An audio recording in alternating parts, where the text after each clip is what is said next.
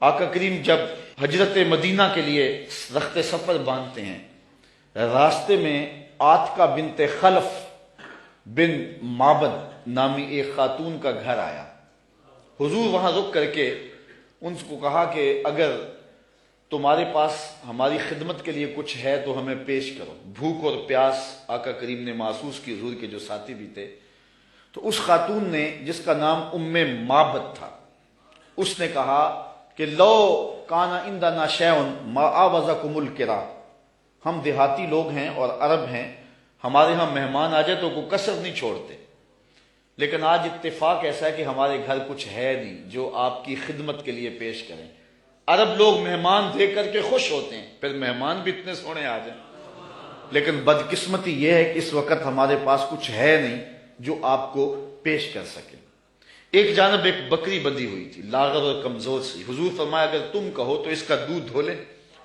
اس نے کہا اس کی ہڈیوں میں گودا نہیں، کھیری میں دودھ کہاں ہوگا، اگر یہ چلنے کے قابل ہوتی تو ریوڑ کے ساتھ نہ جاتی۔ فرمایا اگر تم اجازت دو۔ اس نے کہا مجھے کیا اعتراض ہو سکتا ہے۔ تو حضرت سیدنا صدیق اکبر نے آگے بڑھ کے بکری کو کھولا اور حضور کے سامنے کھڑا کیا۔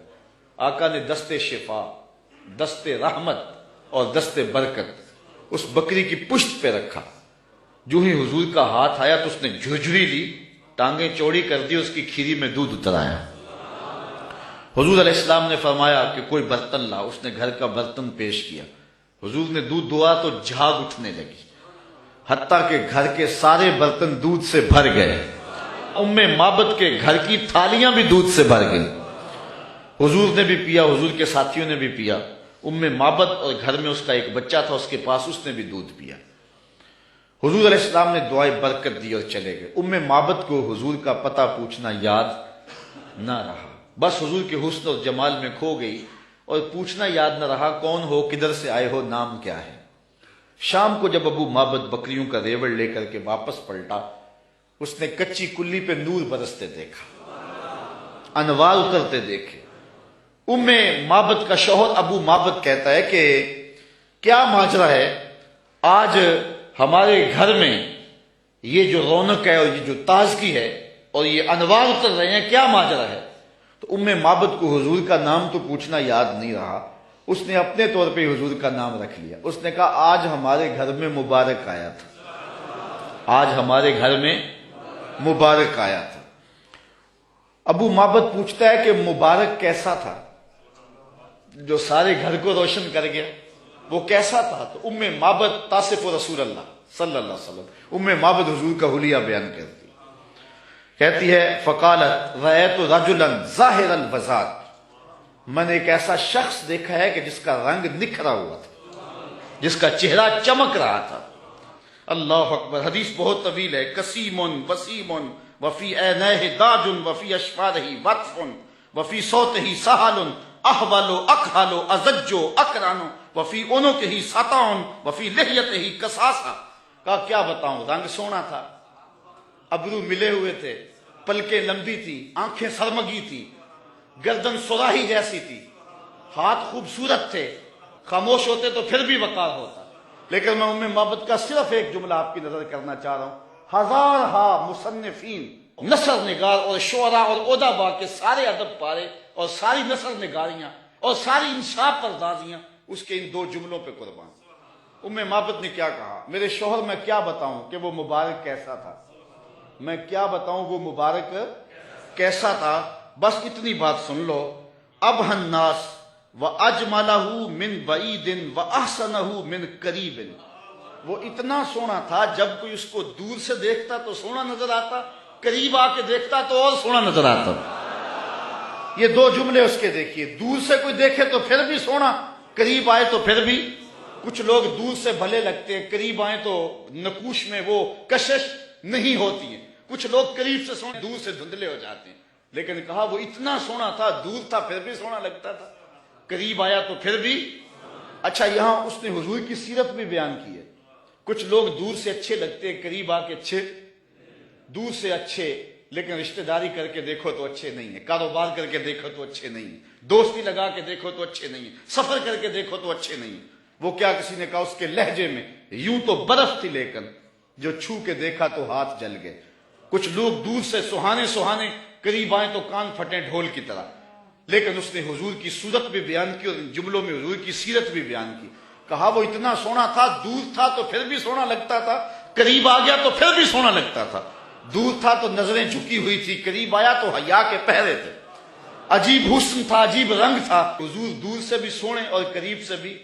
جنہوں نے قریب سے دیکھا نا انہوں نے کہا کل قمر لیلۃ البدر لم ارا قبلہ ولا بعدہ مثلہ.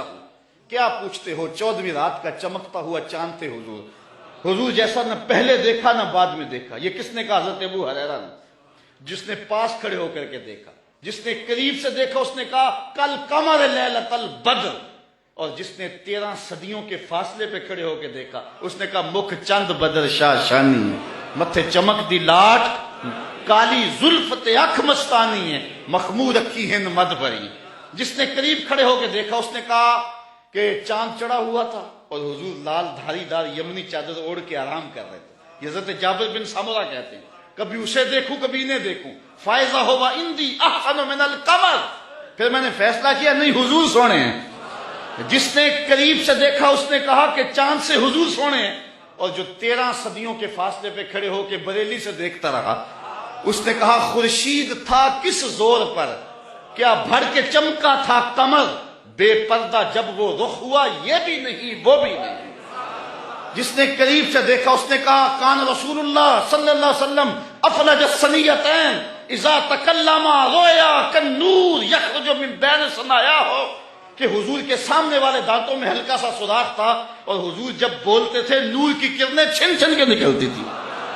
یہ حضرت عبداللہ ابن عباس نے کہا جو پاس کھڑے تھے اور جو 14 صدیوں کے فاصلے پہ کھڑا تھا اس نے کہا تو اجے میرا یار نہیں ڈٹھا، جنوں ویکھ کے چند شرم آوے، ادھی راتی دن چڑھ جاوے، جیو رخ تو نقاب اٹھاوے، تے جے او نکلے سیر کرن نو سارا گلشن سیس نواوے، اتے دھرتی لف لف جاوے. جے ہاتھ پھلاں وچ رکھدا ہاتھ پھلاں تو ود جاوے، نین نشیلے مست رسیلے وچ سونا کجل سہاوے، اکھ اگڑے تے انج پیا جاپے جویں میں خانہ کھل جاوے، تے جے او کھولے پیچ زلف دے اتے راہی راہ پل جاوے، توبہ توبہ حسن سجن دا چال نہ چلی جاوے، بجلی ڈردی لشک نہ مارے متاں بے ادبی ہو جاوے. علم خدا نے اینا دتا عقلاں وچ نہ آوے، عقل خدا نے اینی دتی علماں وچ نہ آئے. کی اعجاز نظر وچ او دی جو آوے وک جاوے، خلق او دے نے مو لئی دنیا کوئی ورلا ہی جان بچاوے. آزم ایڈا سونا ماہی سن کدھرے نظر نہ آوے. جنہوں نے قریب سے دیکھا انہوں نے بھی کہا سونا، اور جنہوں نے دور سے دیکھا انہوں نے بھی کہا سونا. تو کہا کوئی قریب سے دیکھے پھر بھی واری جائے، دور سے دیکھے پھر بھی واری جائے، تو اجے میرا یار نہیں ڈٹھا، جنہوں ویکھ کے چند شرم آوے. کہا کیا بتاؤں کہ وہ قریب سے بھی سونا اور دور سے بھی سونا. اچھا اس نے حضور کا حلیہ بیان کیا. ام معبد میرے بچے تیرے پہ قربان، ام معبد میری نسلیں فدا تیرے ایک ایک جملے پہ. حضور کا حلیہ بیان کیا اور حد کر دی ام معبد نے. دعا کرو اللہ ہمیں حضور کی زیارت نصیب فرمائے. یا اللہ واسطہ ڈالتے ہیں ام معبد کا، ہمیں حضور کی زیارت دے دے. یہ آنکھیں اس قابل تو نہیں ہیں لیکن مالک تو کرم کر، ہم تیرے محبوب کا نام لے رہے ہیں، ام معبد کا صدقہ حضور کی زیارت دے دے. اچھا ام معبد نے حضور کا حلیہ بیان کیا، مبارک کا حلیہ بیان کیا. ام معبد حلیہ بیان کر کے فارغ ہوئی تو بچہ بولا امی وہ بکری والی بات سنائی نہیں، جو بکری کی پشت پہ ہاتھ پھیرا تھا مبارک نے وہ تو بات نہیں سنائی. اللہ اکبر. اب ابو معبد کہتا تم نے زیادتی کیا میرے سے، جب مبارک آیا تو مجھے بلایا کیوں نہیں؟ اس کو میں بھی دیکھنا چاہتا تھا. اب میں بکریاں دودھ لے کر نہیں جاؤں گا، قریب قریب رہا کروں گا، کبھی مبارک آئے نا تو مجھے بلا لینا.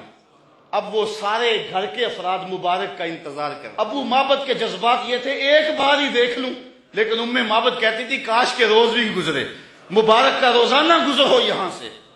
ایک دن ام معبد سودا سلف لینے کے لیے قریبی بستی میں گئی، نہ ملا تو آگے بڑھ گئی، آگے شہر مدینہ میں جا پہنچی. سودا خرید رہی تھی، بچہ بھی ساتھ تھا کہ حضرت ابوبکر صدیق گزرے. تو بچے نے جب دیکھا نا تو تڑپنے لگا، اور اس کے لفظوں میں وہ بے ساختگی اور اس کی تڑپ ظاہر ہو رہی ہے. اس نے کہا یا امہ ان ھذا الرجل الذی کان مع المبارک، اے امی اس دن جو مبارک کے ساتھ نہیں بندہ تھا یہ جا رہا ہے. سودا چھوڑا حضرت ابوبکر صدیق کے پیچھے اور پوچھتے ہیں مبارک کہاں ہے؟ تم تو مل گئے ہو، مبارک کدھر ہے؟ اب نام تو اپنے طور پہ رکھا ہوا تھا۔ حضرت ابوبکر صدیق فرمایا کس مبارک کو ڈھونڈ رہی ہو؟ کہا وہی جس نے بکری کی پشت پہ ہاتھ پھیرا تھا۔ کہا آؤ تمہیں مبارک کے ڈیرے پہ لے چلو۔ حضور صحن مسجد نبوی میں بیٹھے ہوئے تھے۔ جب بچے نے دیکھا تو پھر چیخا اور کہا امی وہ دیکھو مبارک بیٹھا ہوا۔ یہ حضور کے قدموں میں بیٹھ گئی اور برکت لوٹی۔ حضور نے اسلام دیا، انہوں نے قبول کیا، واپس پلٹے، گھر آئے۔ شام کو ابو معبد کے واپس آنے کا جب وقت ہوا نا تو ماں کہتی تھی بیٹے تو خاموش رہنا، میں بتاؤں گی تمہارے باپ کو۔ بیٹا کہتا نہیں امی، مبارک کے ساتھی کو میں نے دیکھا تھا، اس لیے میں نے بتانا ابو کہ ہم مبارک کو دیکھ آئے ہیں۔ شام کو جب ابو معبد آیا نا، یہ دونوں بتانے لگے، وہ پہلے ہی بول پڑا، کہا گھر پھر چمک رہا ہے، مبارک پھر آیا تھا؟ انہوں نے کہا مبارک تو نہیں آیا، ہم اس کا ڈیرا دیکھ آئے ہیں۔ کہا کدھر رہتا ہے؟ کہا جسے دنیا محمد کہتی ہے وہی تو مبارک ہے۔ پھر اگلے دن ابو معبد بھی حضور کے قدموں میں بیٹھا ہوا تھا۔ وہ بکری ام معبد کے پاس عام و رمادہ تک زندہ رہی۔ اہل سیر لکھتے ہیں کہ حضرت عمر کے دور میں ایک سال آیا تھا جب قحط پڑا تھا اور درخت بھی سوکھ گئے تھے، جانوروں کی چھاتیاں بھی خشک ہو گئی تھی، کنووں کے پانی بھی نیچے چلے گئے تھے، حوض بھی خشک ہو گئے تھے، کہیں سے پانی کا کوئی قطرہ نہیں ملتا تھا، لیکن ام معبد کے ڈیرے سے بکری کا دودھ مل جاتا تھا، کیونکہ حضور علیہ السلام نے اس بکری پر اپنا دست شفا پھیرا تھا، اپنا دست برکت پھیرا تھا۔ یہ حضور علیہ السلام کے ہاتھ کی اور حضور علیہ السلام کے دست نور کی برکت ہے۔ یہ ہاتھ تو اٹھ جائے تو چاند کے ٹکڑے ہوتے ہیں، یہ ہاتھ اٹھ جائے تو سورج پلٹ کے سر کے وقت پہ آتا ہے۔ اللہ اکبر، یہ جدھر ہاتھ ہو جاتے ہیں ادھر ہی کائنات کا نظام ہوتا ہے۔ اللہ تعالی ہمیں حضور کی محبت نصیب فرمائے۔